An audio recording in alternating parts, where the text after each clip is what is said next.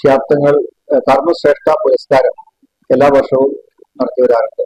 നേരത്തെ സാഹിത്യകാരൻ സി രാധാകൃഷ്ണൻ അവർക്കായിരുന്നു, അതിന് മുന്നേ പ്രമുഖ പത്രപ്രവർത്തകൻ CP ശൈലജയ്ക്കായിരുന്നു.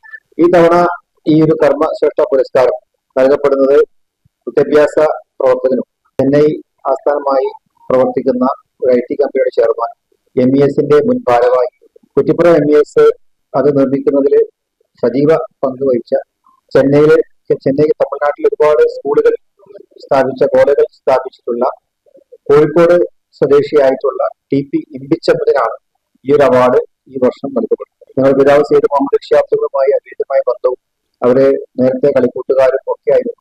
പക്ഷെ എന്നും അദ്ദേഹം സാമൂഹ്യ മേഖലയിലെ ഉയർച്ചയ്ക്ക് വേണ്ടി, പ്രത്യേകിച്ച് മലബാറിലേക്ക് തമിഴ്നാട്ടിലെ ന്യൂനപക്ഷ വിഭാഗങ്ങളുടെ ഉന്നമനത്തിന് വേണ്ടി അഹോരാത്രം പ്രവർത്തിച്ചിട്ടുള്ള ഒരു വ്യക്തിത്വമാണ്.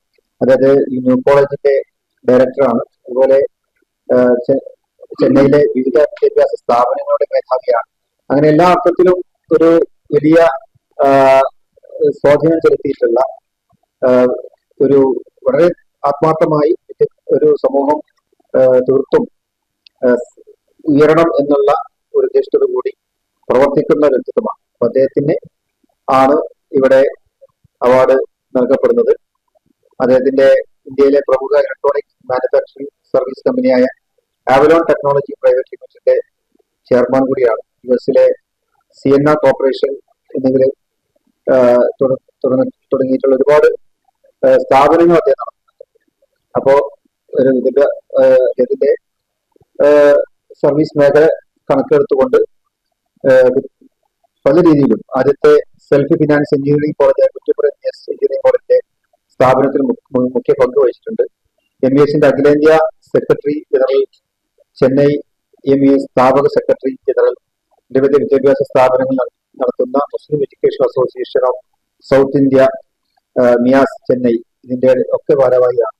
അപ്പൊ അദ്ദേഹത്തിനാണ് ഈ ഒരു അവാർഡ് നൽകപ്പെടുന്നത്. അത് ജൂലൈ 4-ന് ചെന്നൈയിൽ വെച്ചിട്ടാണ് ഈ അവാർഡ് നൽകുന്നത്.